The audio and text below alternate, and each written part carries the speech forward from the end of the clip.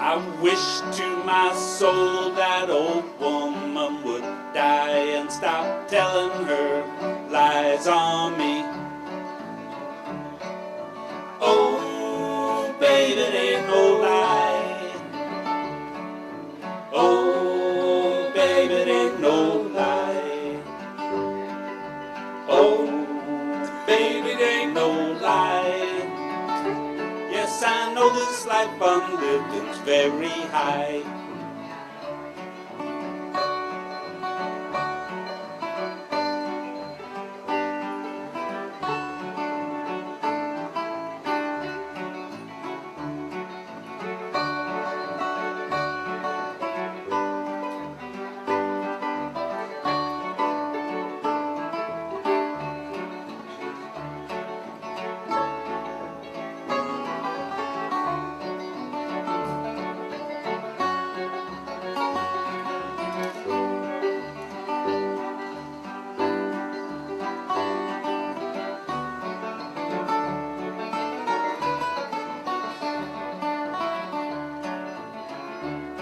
I've been all around this whole round world, Lord, I just got back today.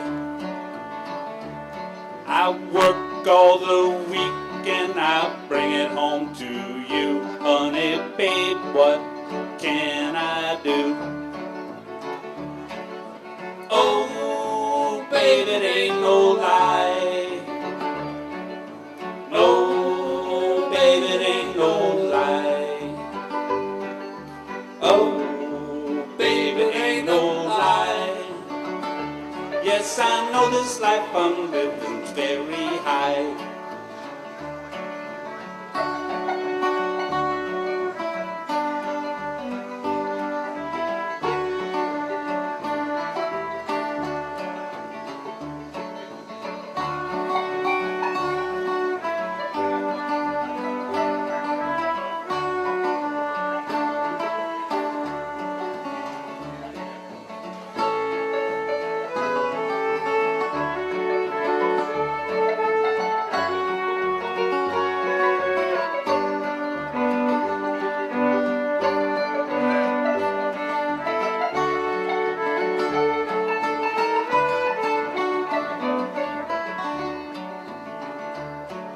Some old woman in this town keeps telling her lies on me. I wish to my soul that old woman would die and stop telling her lies on me. Oh, baby, it ain't no lie. Oh, baby, it ain't no lie. Oh, baby, it ain't no lie. Yes, I know this life I'm living's very high.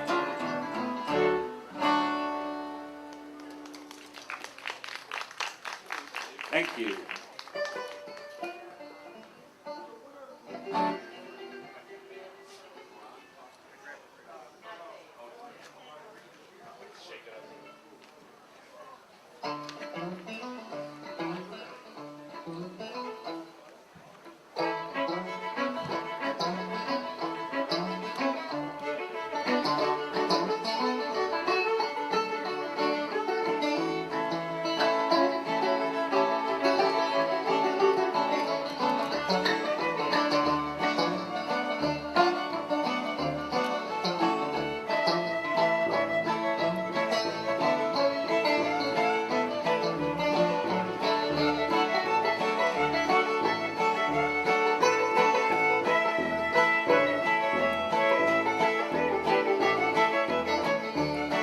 Well, I went down to the Audubon Zoo. They all asked for you. They all asked for you. They even inquired about you. Well, the monkeys and the baboon and the chimpanzees, they all asked for you. All asked for you. Well, they even inquired about you. They said, Iko, Iko, Iko, yeah. Jacques Monfina, yeah, yeah, yeah, Giacomo Finale.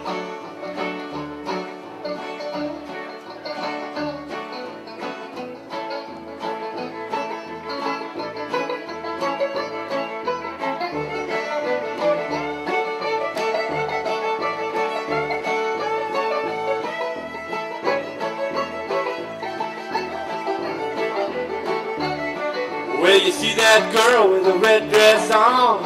I go by, yeah. She come all the way across the pond. I go by, yeah. You see that girl all dressed in red? I go by, yeah. She heard every word you said. Come on, Pina. He said, I go by, yeah. Giacomo Finale, yeah, yeah, yeah, Giacomo Finale.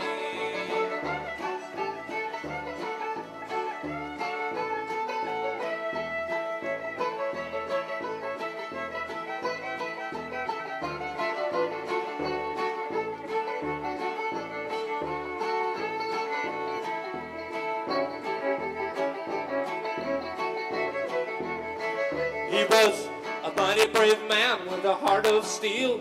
Your brother John is gone. He never would bow and he never would kneel. And your brother John is gone. He's your brother. He's your brother and your John is gone. He's your brother John, brother John, brother John is gone.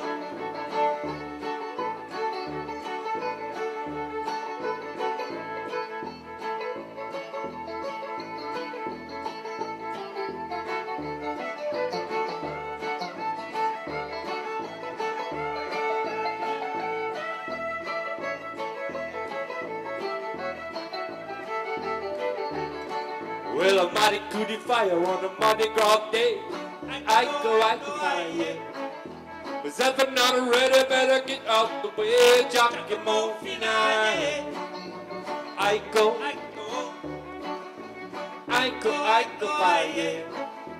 Giacomo Finale, yeah, yeah, yeah. Giacomo Finale, oh yeah, I go fire, yeah. Giacomo Finale, yeah, yeah, yeah. Giacomo Finale,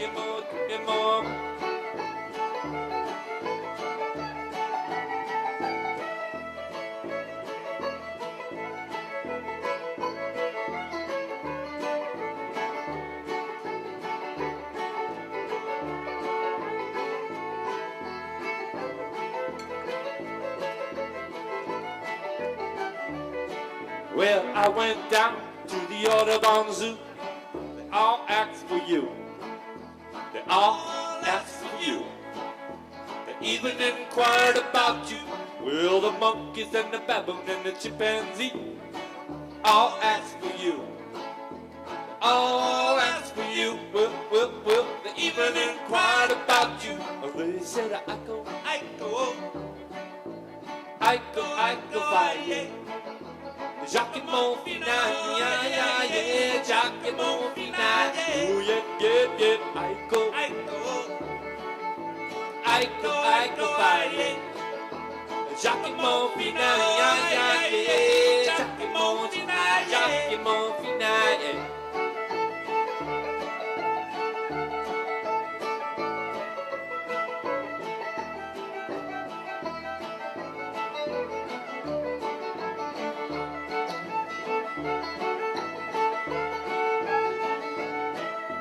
Giacomo Finale, yeah, yeah, yeah.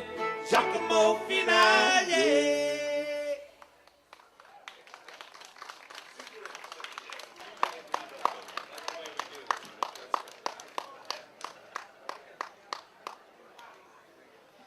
Hey everybody, thanks for coming. I'm Tom Sealing from the Labor Council, and make sure you get food. And I'm Pete Myers with the Tompkins County Worker Center. So everybody, thank you for being here today. This is our 31st annual Labor Day picnic. It was probably about 8 or so years ago that the Tompkins County Worker Center joined up with the Labor Council to put this picnic on. Thank you all for being here. We really lucked out with an incredible day, it seems like. Fearing all weekend that we're going to have rain. Just to lay out the program for you very briefly, we're going to be hearing from Pastor Rich Rose, really the most incredible pastor that I've ever known in my life, from the First Baptist Church downtown. Then we're going to be hearing from Jamie Dangler from the Labor Council.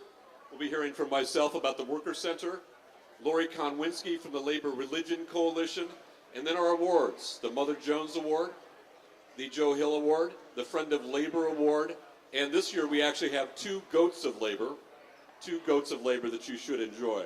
And then more music from Richie Stearns and the Evil City String Band, as well as from George Mann. So just a few reminders before we have blessings upon the picnic. I want to remind people that one of the ways that we help fund the picnic is through a 50-50 raffle. There should be some people circulating throughout the audience to sell tickets, but you can also come up to the Worker Center table to my left, your right, or the Labor Council table. They're $1 each or 6 for $5. And the drawing will be at 2:45. At this point, it is my pleasure to introduce Pastor Rich Rose from the First Baptist Church of Ithaca. Pastor Rose.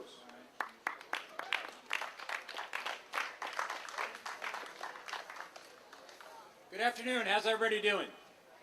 Hi, Eric. It's great to be here, and I'm glad you're here, and I hope you guys, everybody got enough to eat, and thank you so much for everybody who cooked, everybody who brought food. It's really been a wonderful meal, so thanks so much.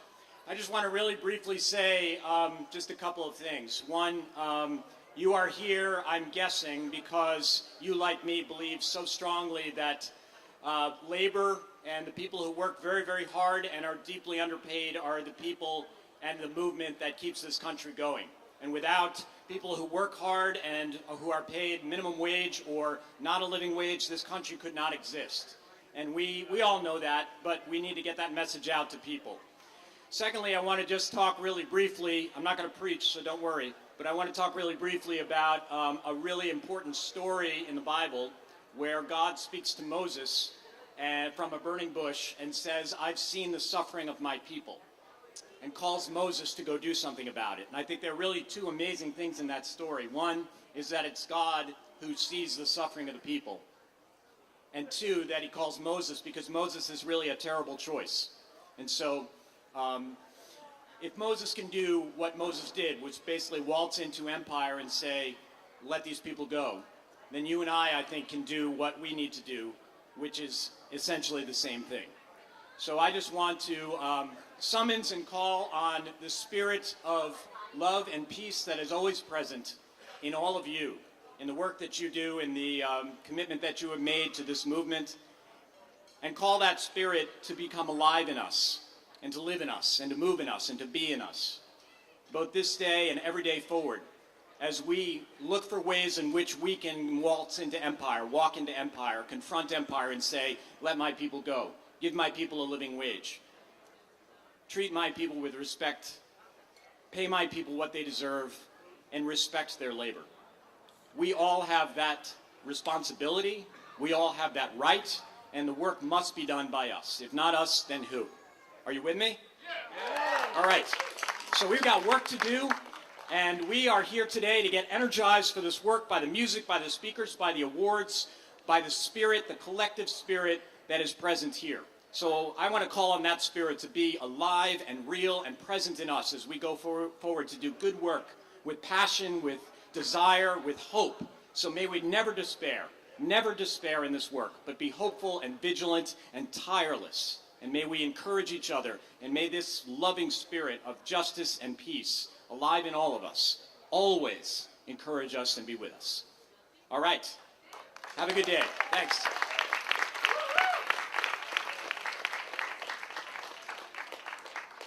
All right, first up we have Jamie Dangler, one of the best friends that workers ever had, to speak on building a strong local economy for workers. I'd like to tell you a little bit about her before she's on here. Jamie Dangler of Cortland, New York, an associate professor of sociology at SUNY Cortland and the statewide vice president for academics of United University Professions. Her union leadership has included serving as a union president, negotiator, researcher on gender and salary inequity, and numerous committee posts, including health and safety. She's been honored by the League of Women Voters of Cortland County for her volunteer work. Mid-State Labor Council knows her as our sister in solidarity for the rights of all workers everywhere and for an economy that works for all of us. Thanks. This is Jamie Dangler. Thanks so much, Tom. I'm so happy to be here to you. I need to know, is labor in the yard? Is labor in the yard? Okay. Are the friends of labor in the yard? Yes. All right. And the family members of labor.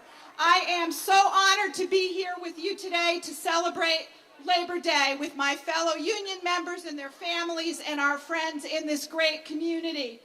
It's a day to think about workers around our state and around our country and the tremendous contributions we make through the work we do.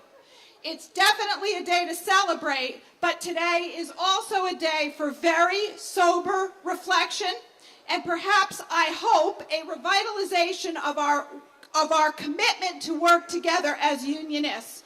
We're being attacked from all angles. You know that. The political agenda in this state and nationally is to continue, indeed, to accelerate the weakening of labor unions.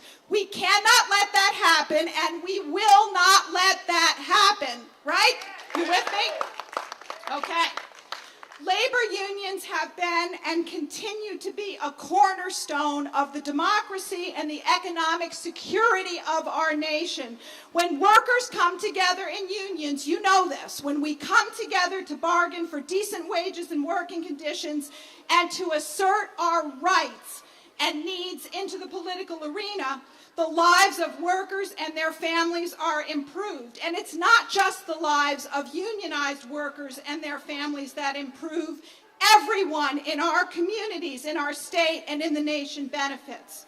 Unions are the vehicle for raising the floor for everyone and for going above the bare minimum that's required for a decent life. We are a check against rampant corporate greed. When we are successful in our struggles for better wages and working conditions and health care and health and safety improvements, we strengthen our families and our communities, but we also contribute to the economic vitality of all communities.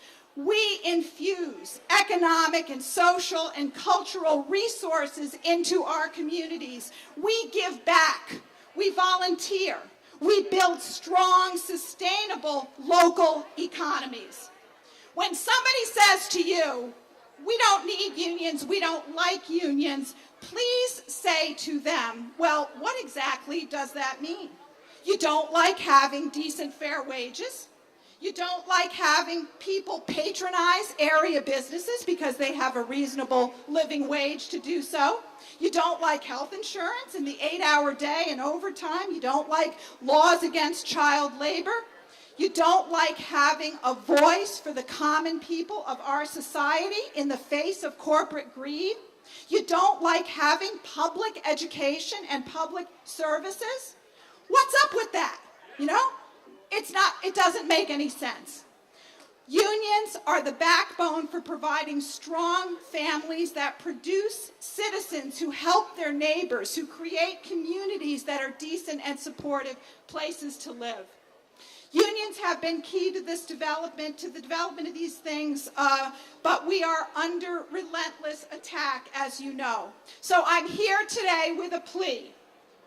And that is to ask each and every one of you to think about the importance of being an active member in your union and in your community. Right? We need activists.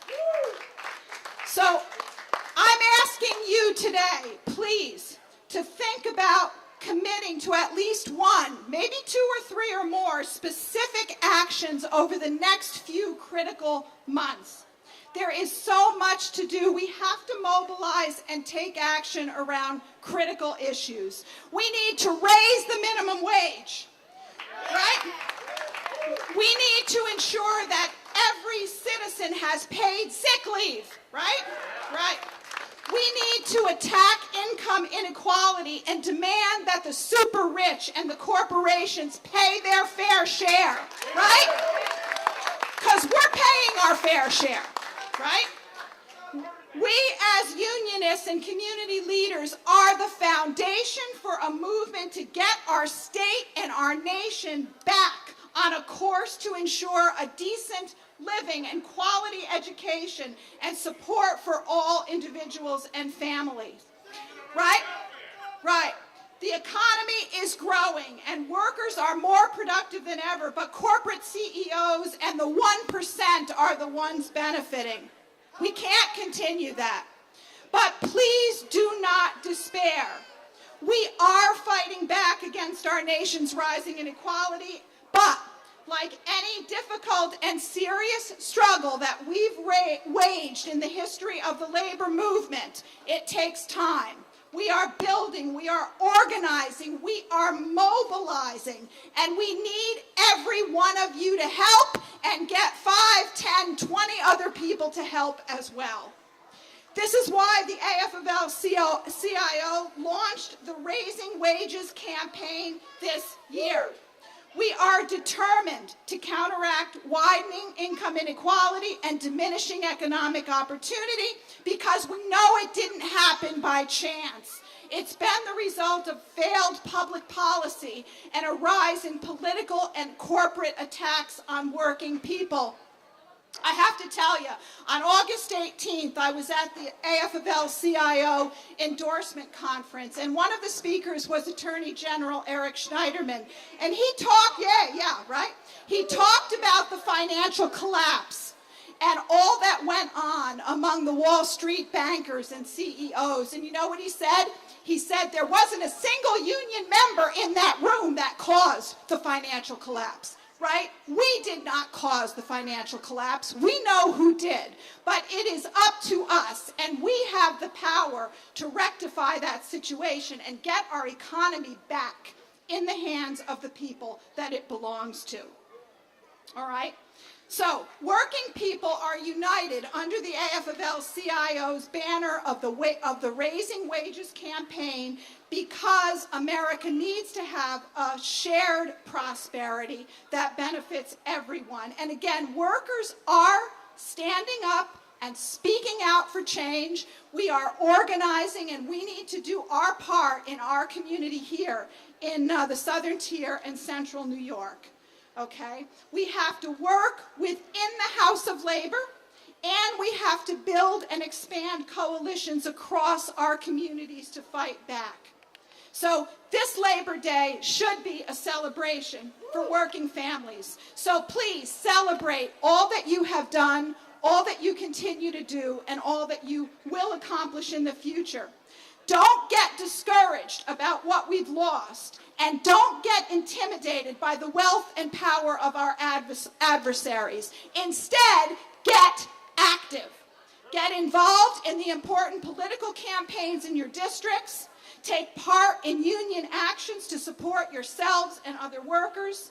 We're here today to send a strong message to our political leaders and candidates, to corporate CEOs, and to all the others who have turned their backs on fellow citizens in pursuit of personal comfort and gain. You know the old saying, and it's true, we are like rabbits, screw us and we will multiply, right? All right. So let's get out there, let's strengthen our own unions by being active participants. Let's thank the political and other leaders who are supporting us and working with us. Let's build coalitions to fight back. Let's participate in the coming elections so that we can elect friends of labor and friends of unions and friends of the common citizenry of this nation. So again, I thank you very much for giving me an opportunity to address you, and good luck with all the great work you're doing.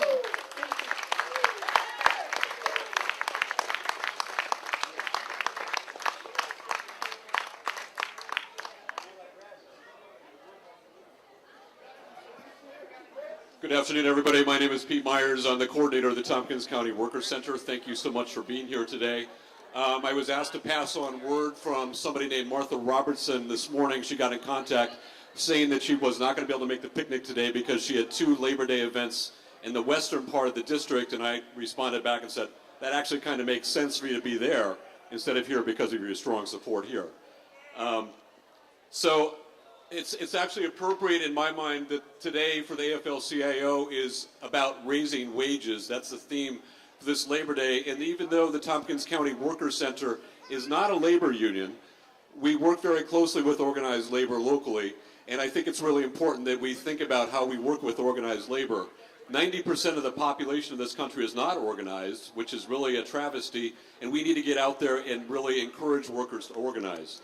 I do want to talk a little bit, because of the AFL's theme of raising wages, I want to talk about our living wage work a little bit. For those of you who don't know, really the Workers Center got its birth back in 2001, 2002, when the paraprofessionals, led by Debbie Minnick, joined with the then Living Wage Coalition to basically paraprofessionals, teachers' aides, teachers' assistants in the schools were making $6.70 an hour. And after a year-and-a-half campaign with the Workers Center, then the Living Wage Coalition, they were making $9.50 an hour. So quite like a 33% increase. So thanks to everybody for making that happen who was here 12 years ago. I do want to tell a little bit of a story, and then we kind of learned an interesting lesson 4 years later. People remember that Walmart opened up in 2005 in Ithaca. We had a really big campaign at the Workers Center where we encouraged Walmart to pay a living wage. We had a big petition campaign, getting 6,000 people to sign petitions. And you know, I always assume that 33% of Ithaca basically sees Walmart as the Ithaca empire, as the evil empire, and are not going to shop there anyways. But we know a lot of people like to go to Walmart, think it's a place where you're going to get cheaper goods and stuff. And when I was doing an organizing table on the Commons, this young woman walks up to the table and said she was a full-time cashier at Walmart, and she thought what we were saying was unfair, that she made $7 an hour and that's all that she deserves. Now, that was like a defining moment for me, because I had an hour-long conversation with her and said to her, you know, like 80 years ago, people working in auto factories were making poverty wages, absolute poverty wages, and they decided as a group of people to organize a union, which we now know as the United Auto Workers. So it's like, it's about, we need to talk to each other and talk to people who are different than us and really reach out and tell people, you know, really show people respect. If you're sitting at a table, you've all got little packets there of a little card. We're asking people to take, whenever you go to a service or retail establishment, it's an 8.5 by 11 folded 4 times. And it basically is, we're asking you to leave this with every single person you come across when you're being served, because it tells them what their rights are in their workplace. It actually gives a schedule that people should fill out when they're working, because you would not believe how many people are not being paid what they should be paid in the workplace. I'm talking about even legally. We've had $1.3 million in successful wage theft coming through the Tompkins County Workers Center in the last 10 years.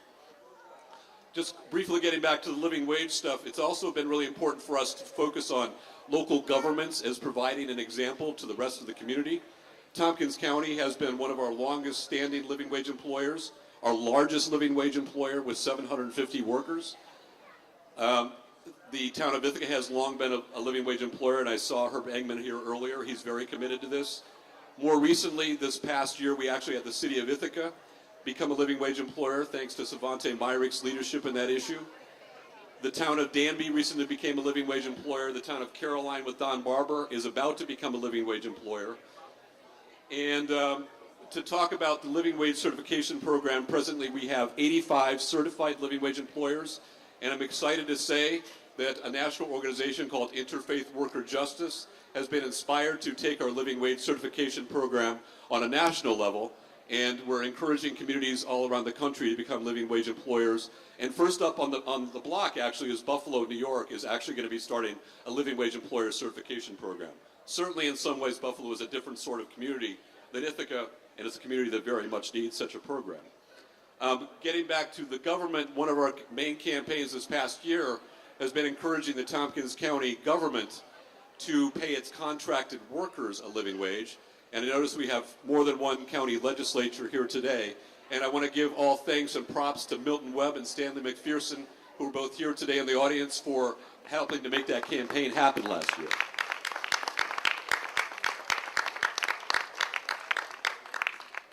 And I have reason to believe that we actually have, as our campaign last year, we were able to create a living wage contingency fund, or the county was, of $100,000, and 16,500 was spent already on FoodNet Meals on Wheels to ensure that they would be a living wage employer, which they are now. And I've been told that actually as of Tuesday evening, we're going to have a second recipient, and I cannot say who that is right now, but stay tuned for details. I do want to mention the fact that we have yard signs make the minimum wage a living wage. I want to mention again, probably many of the people that you're going to run across in life that have problems at work, we have a workers' rights hotline, which you can reach through 269-0409. We get between 300 and 350 cases a year on that. The last thing I want to talk about is we've become part of a national campaign with 13 other worker centers that's dealing with the future of work. And I will say that I'm actually personally very afraid of where we're headed as a society work-wise, because increasing amounts of workers are becoming temporary workers, part-time workers. A lot of people are not getting enough work to even survive. And as we know, the unemployment system is woefully inadequate. We have many people who have cycled off unemployment.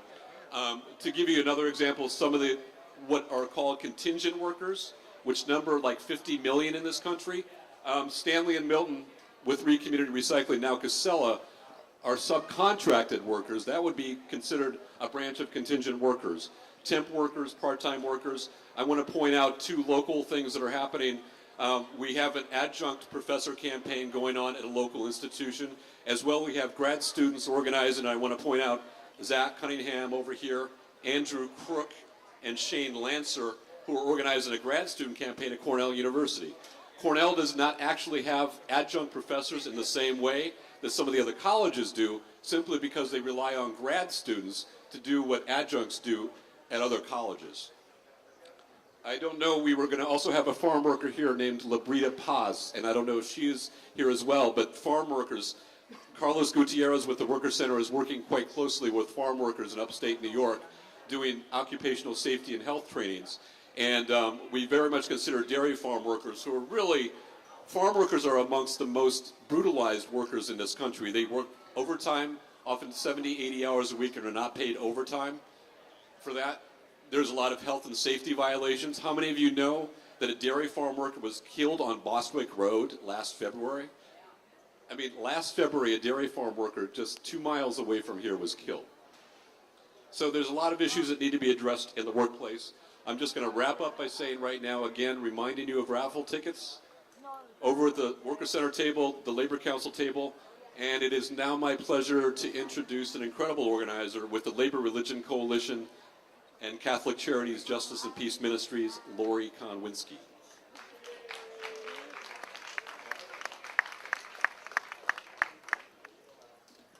Good afternoon. Everybody having a good time? All right, eat up, eat hearty. This is what community looks like. I just want to put in a word today for the Labor Religion Coalition. We work hand in hand with the Worker Center.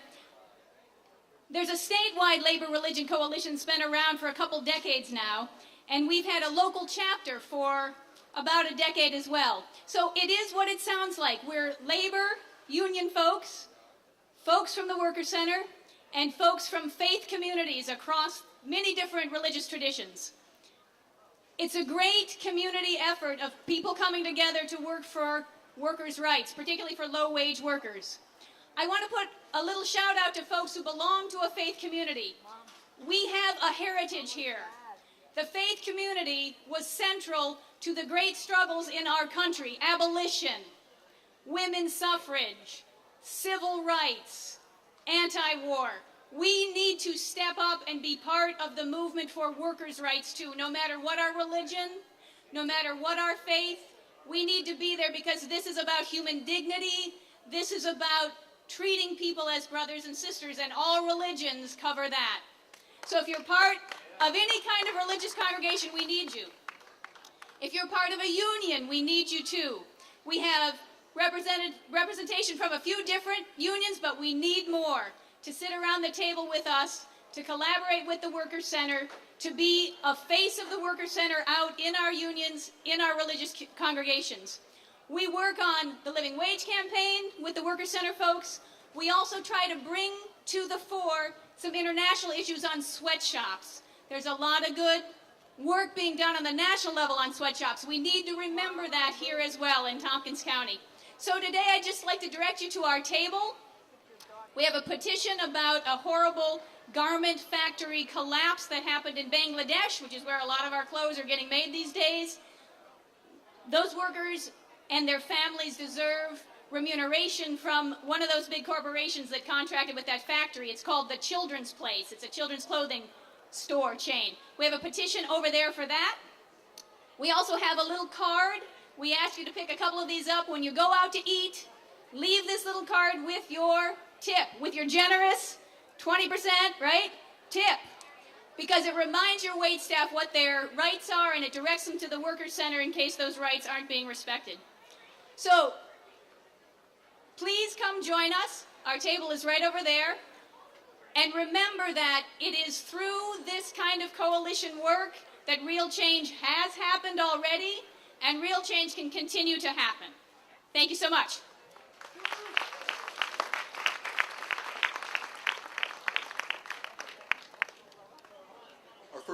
Our first award of the day is the Mother Jones Award.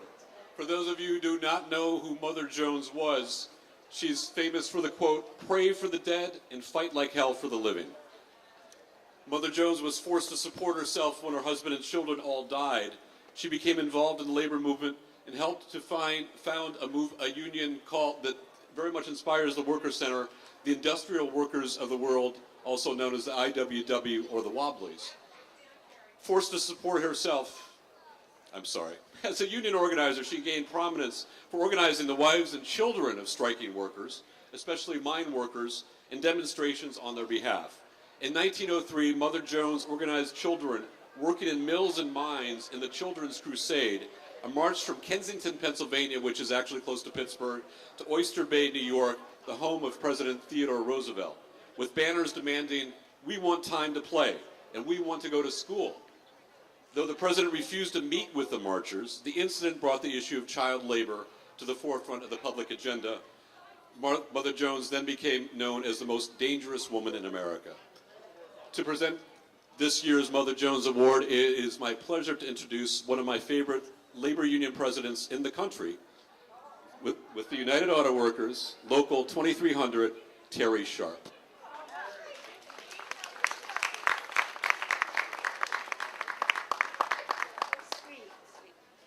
Thank you. I'm very honored to give this award. Somebody in my office had nominated somebody for this award, and it was the perfect nomination. This individual has worked at Cornell, and they, I think, single-handedly helped the workers in their work location. This person works with people who English is their second language, and they come from places where you don't question what management says, you just do. You work through your lunches, your breaks, you work hard. She was their voice, and to much of Cornell's dismay, she has gotten them to come forward when they have issues. She sits in their break room at least once a week for a couple hours. It really kills Cornell knowing that she's there, and that they come forward with their issues. When I first met her, I hadn't known her, I've only known her a short period of time, and I was just reelected. And she came to me and she informed me that she was supporting the other candidate that I ran against, but she would support me now that I had won. My daughter had told me, "She's a really good person, Mom, and I think you're going to become good friends." And I'm just so proud that she stands up to management. She wants to choke them until their eyeballs pop out of their head. She gets really frustrated, but she's there for the workers. Come here, Christine Johnson. Come on. She makes me really proud every day. So.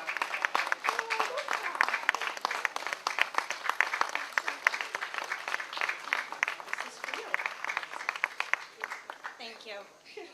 Don't cry, it's okay. I'm very proud of her. Good job. Just so you know, she did not know about this award. We kept it secret for a long time. We don't know. What is the award? It's the Mother Jones Award. I'm sorry, I thought Pete told you that's what we were giving out. It's for her courage. I'm speechless. I didn't know what the award was. Okay. Not without Terry's support. She's tireless in our local. Oh, thank you. Thanks. Good job. Okay, we're done.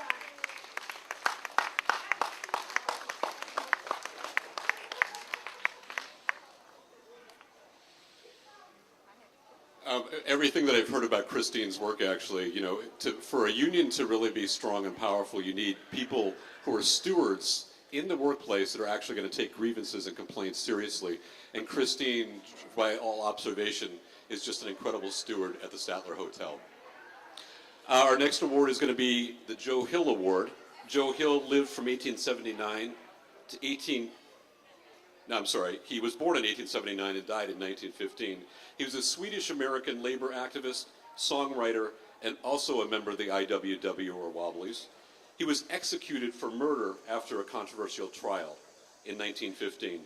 After his death, he was memorialized by several folk songs, one of which I'm sure we're going to hear later this afternoon from our musicians. To present this year's Joe Hill Award, I'd like to introduce Dave Marsh of the Building Trades Council and Laborers.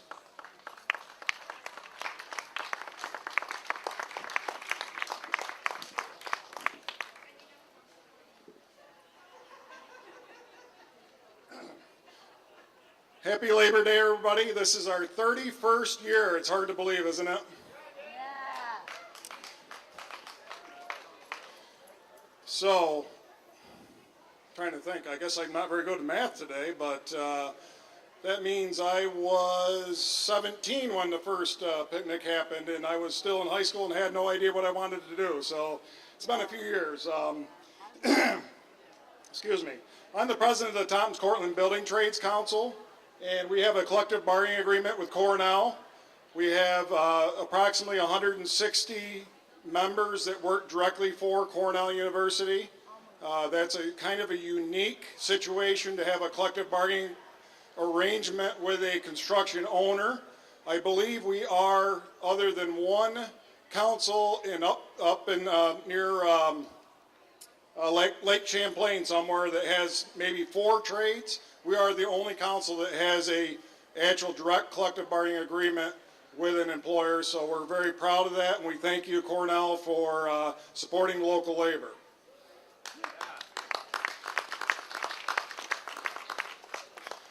Of course, as Terry pointed out, there are always issues, and today, for the Joe Hill Award, I will also be awarding a former steward who I would say that our stewards, our union stewards, those of you out there that have been union stewards will know this is true. First of all, generally it's an unpaid position. It is probably a thankless unpaid position, but it's important that we have activists on the job site, and they are our first line of defense when there are issues. I'm going to ask Dave Richardson to please come up.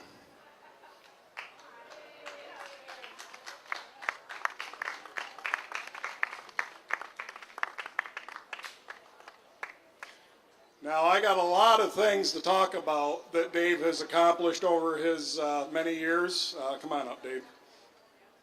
And one of the things that I'll finish with that makes this special for me is that Dave has retired but continues to be active, and that's really what my message here today is by giving this to Dave, is that if you're a union member and you're an active union member, what we call a rank and file active member employed, please get active. Just like you heard from Jamie and everybody else, it's really important that you help the union. We have a lot of corporate power, money, politics going against us. We need our rank and file people out there helping.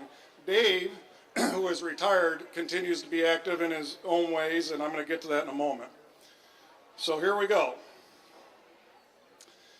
Dave is a union member of IBW local electrons. I'm sorry, let me start over. How am I doing? Dave is a member of electricians, local IBEW Local 241 here in Ithaca, New York. He worked as a union electrician at Cornell as a regular full-time electrician since 1979, and I understand he worked in the field for at least 7 years prior to that, but I don't want to give away his age. And retired from Cornell in March of 2013. He served as the building trades lead or head representative steward. So we had stewards for each shop and then the lead representative, and that was Dave. So he would deal with all issues up there. While working at Cornell, Dave was recruited to help increase the number of women and minorities working in the union trades at Cornell. He was one of the founding members of the Skilled Trade Diversity Council to promote diversity in the trades. He also worked with youth teaching them martial arts, serves on several area boards, either serves or did serve, I'm not sure which, but that's okay. And even after his retirement, he remains active in the community.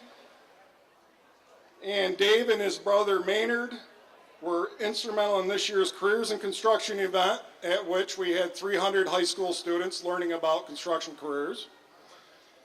And the 2014 pre-construction class, which graduated 16 students. So my final thought for Dave Richardson, and then I'll give him his plaque, and then I'm sure he's going to want to say something, is thank you for always being there for your fellow workers and for your continued dedication to workers' justice. Thank you, Dave.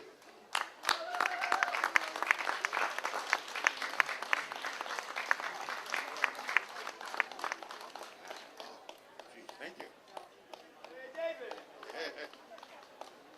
I just want to thank everybody for even considering this award for me.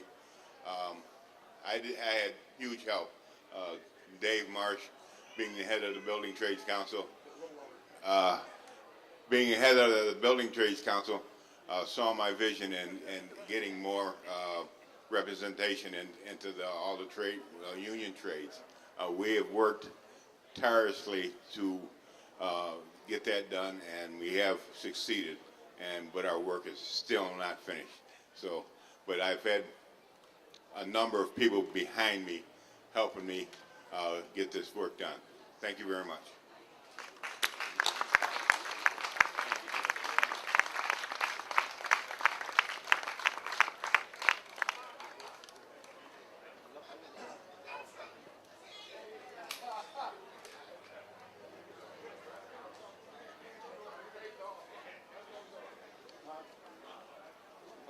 Okay, next is going to be the Friend of Labor Award, and we would like Ron Powell to come up to present that.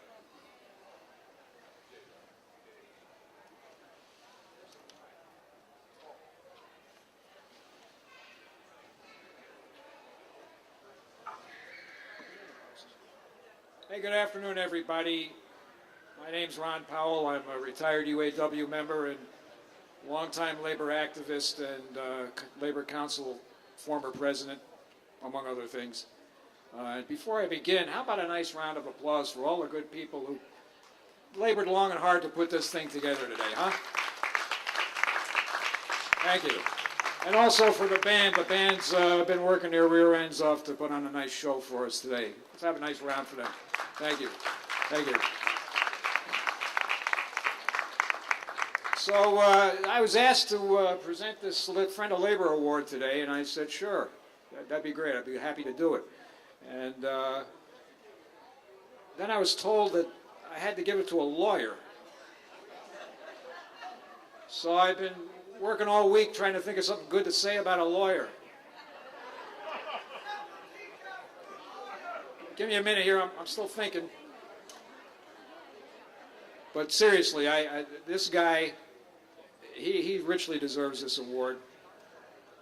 You know, a lot of lawyers, they're shysters on Wall Street, and they're looking to make a killing serving the interests of the rich and the powerful.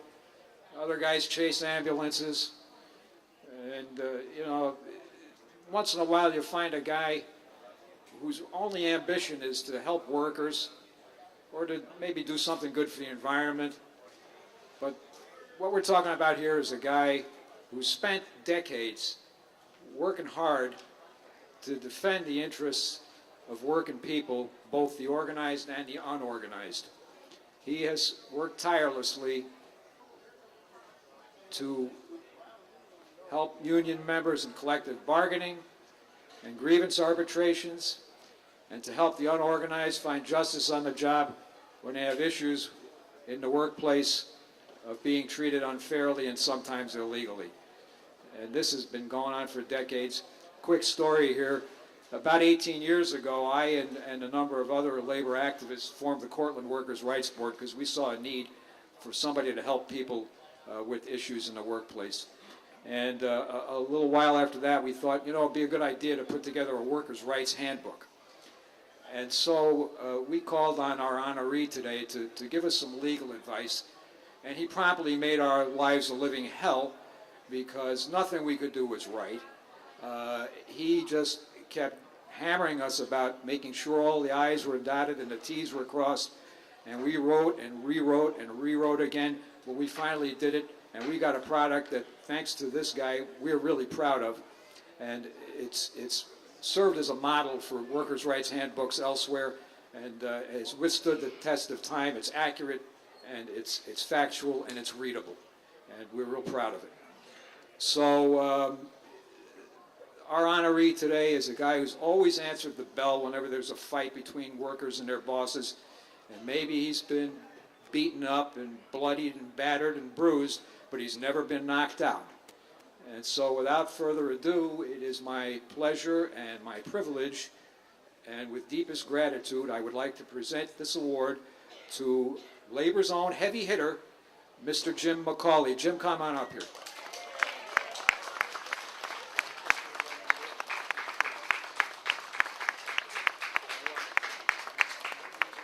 A friend of labor, ladies and gentlemen. Thank you, Ron, and thank you, everybody. This is indeed an honor, and thank you very much for the honor.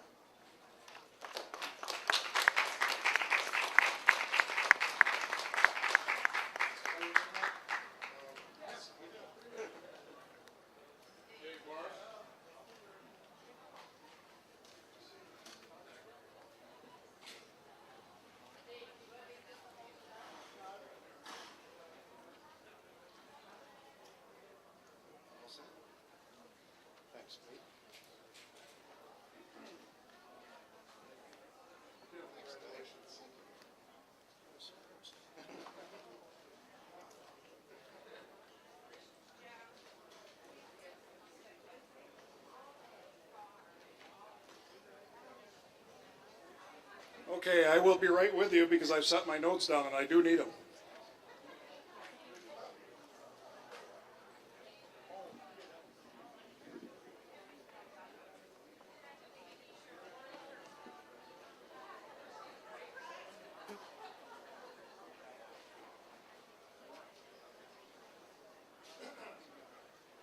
So do I just crank this to go up a little bit?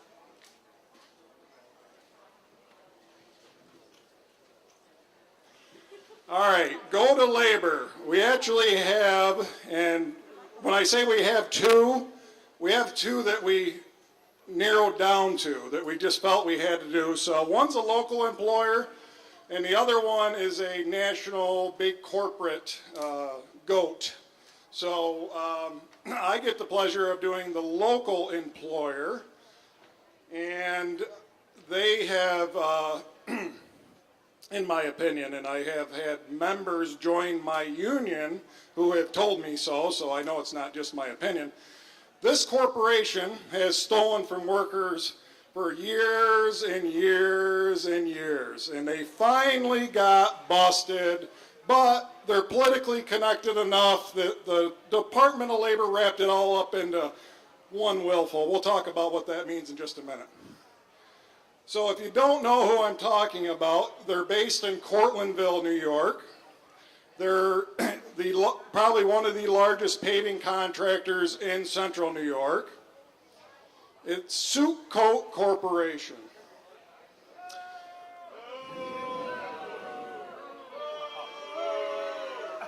So Okay, this guy's a real beauty. So we'll talk a little bit about the history so you can understand what this guy's done. He does prevailing wage work. What's that mean? That means public works projects have a hourly rate and a benefit package attached to the labor on the project. It's actually a requirement. Union, non-union, doesn't matter. That's the rate. How that's established is through the local union collective bargaining process. Unions bargain with local employers. We establish a wage and benefit package, and that has to be paid by the non-union on public works projects as well. So that's the basis of how this all evolved. Employers who are non-union only have to pay the worker, the non-union worker, the hourly rate in their check, and then they can, what I call it, play with the benefit money. Now this benefit package, usually when you include health care and pension and training for our apprentices and our journeyman continued training, it can amount to $16 or as much as $20 an hour. It's a substantial amount of money that these non-union employers, if they get creative, play with. And that's exactly what this guy was doing, among other things. So,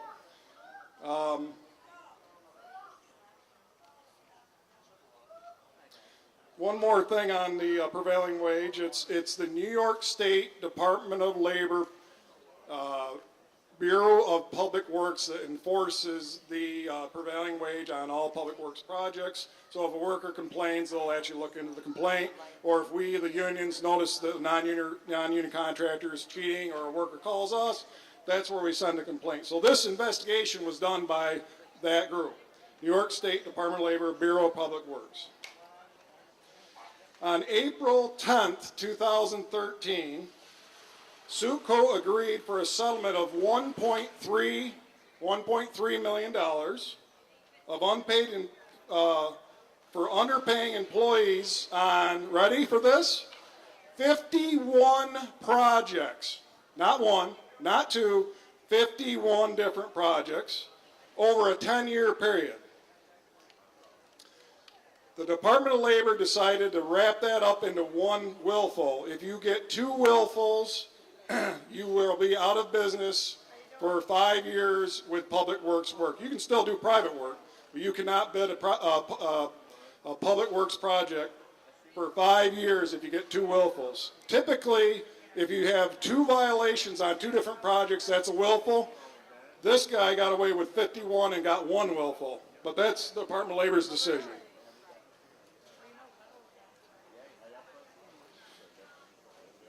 The New York State Department of Labor then required Suitco to perform a self-audit under the oversight of the Department of Labor, which concluded on March 2014 and determined, March 2014 and determined that workers were due, ready for this, an additional $3 million in wages and benefits.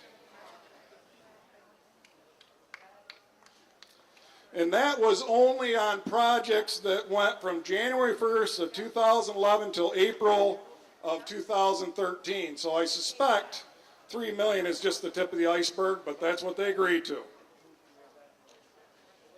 This story was reported in the Cortland Standard, and when they asked the president of Suitco to comment, he said, ready? This is a complicated labor law issue. And that, by the way, is Frank Suits Jr., president of Suitco Corporation.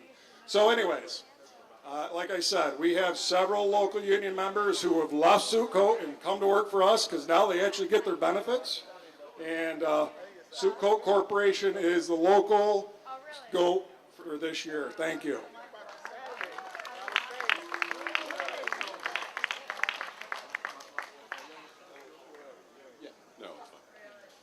Our second goat of the year, I'm going to give you a big hint, and for those of you who are anywhere close in age to me, see if you can figure this out. I'm not going to tell you who the corporation is. I'm going to describe it, but I'm going to give you this strong hint. 2 all beef patties, special sausage, cheese, pickles, onions, necessity bun. And when I was 13 years old, if you could say that in 4 seconds or less, and cashiers had stopwatches. People lined up 4 blocks where I grew up in Indiana. You got a free Big Mac. So I know that's a pretty strong hint. So our next goat. A lot of different suggestions out there. So it is McDonald's who is being given the second Goat of Labor Award. As you know, the Tompkins County Workers Center has been doing some stuff around McDonald's in the past year, joining the larger Fight for 15 campaign. We did an action at the end of November up at the McDonald's up in Lansing, and then one in May, the downtown one. And I think there's some important facts to point out about fast food workers in general, that the average age of fast food workers, you know, a lot of people will have you believe that fast food workers are teenagers. The average fast food worker is actually 28 years old. 78% of fast food workers are the main earners for their family. 52% are forced to use public assistance in order to survive. And so right now, University of California Labor Center at the University of California in Berkeley basically is estimating right now that the taxpayers are coughing up $7 billion a year for the fast food industry entirely. That's not just McDonald's. But McDonald's is responsible for $1.2 billion of that, and I will tell you that in those calculations is not included Section 8 and child care assistance, which are also big public subsidies as well for a single mother who's working at McDonald's or the fast food restaurants. This is not to pick and say that McDonald's is the only fast food restaurant who's doing this, but to put things in context, McDonald's has $5.6 billion worth of profits a year. That's net profits. Burger King is $234 million.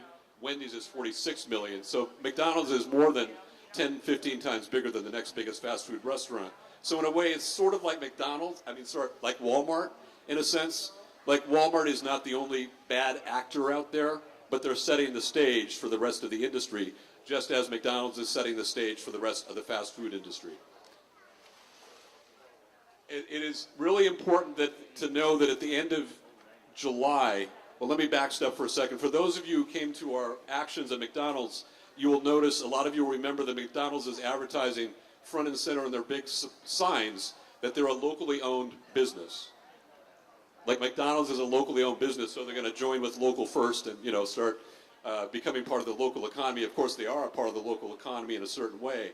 But the National Labor Relations Board ruled that they cannot do that. Not just the Ithaca McDonald's, but the McDonald's, the large corporation, can't separate itself from the franchisers. That's a really important distinction to make, and it's actually probably going to be played out in the courts because Walmart is going to fight that.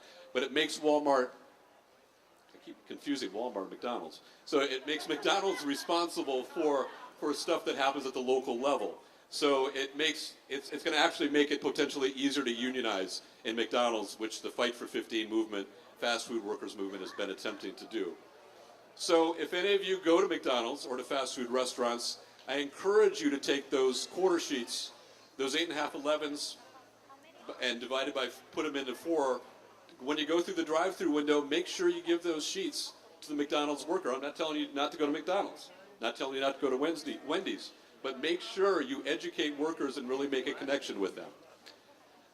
So it's been my pleasure to give that Goat of Labor Award to McDonald's this year, and that is actually going to conclude our program, the program piece of what we're doing. And I'd now like to move back to some music, and George Mann, who's going to do some incredible labor songs. Please give a round of applause for George Mann.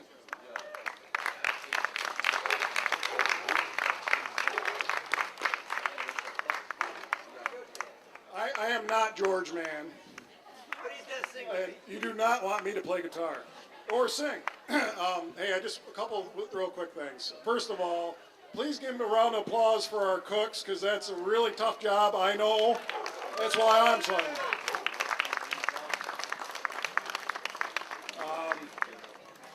Also, for what it's worth, please don't be afraid to go out and vote on primary day.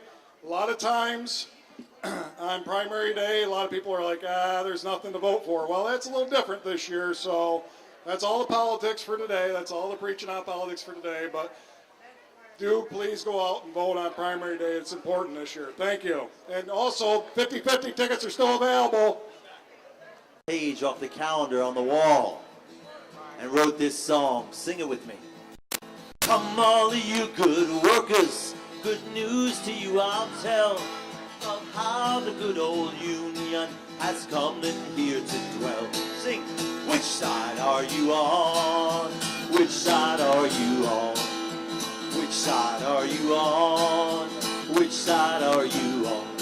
My daddy was a miner, now he's in the air and sun, and he'll stick with the Union till every battle's won. Everybody, which side are you on?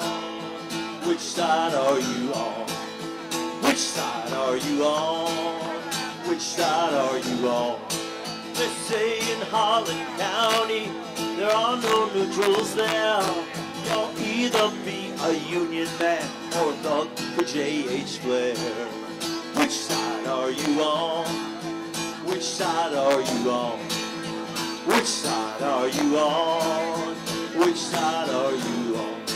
Oh, workers, can you stand it? Oh, tell me how you can. Will you be a lousy scab, or will you be a man? Which side are you on? Which side are you on? Which side are you on? Which side are you on? Don't scab for the bosses, don't listen to their lies. Us poor folks haven't got a chance unless we organize. One more time. Which side are you on? Which side are you on? Which side are you on? Which side are you on? Tell me, which side are you on? Which side are you on? Which side are you on? Which side are you on? Thank you. Well, thank you. This next song is another one of our great labor songs written by Woody Guthrie in 1940. Pete Seeger told the story, and Union makes us strong. Solidarity forever. Solidarity forever. Solidarity. Solidarity forever. But the Union makes us strong. It is we who built the prairies, built the cities where they trade, dug the mines and built the workshops and the smiles of railroad made. Now we stand outcast and starving. It's the wonders we have made, but the Union makes us strong. Solidarity forever. Solidarity forever. Solidarity forever. But the Union makes us strong.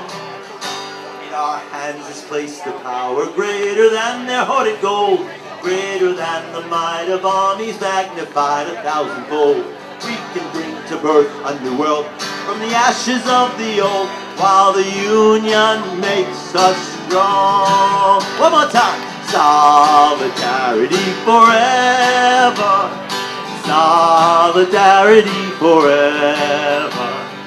Solidarity forever. For the Union makes us strong. Happy Labor Day, everybody.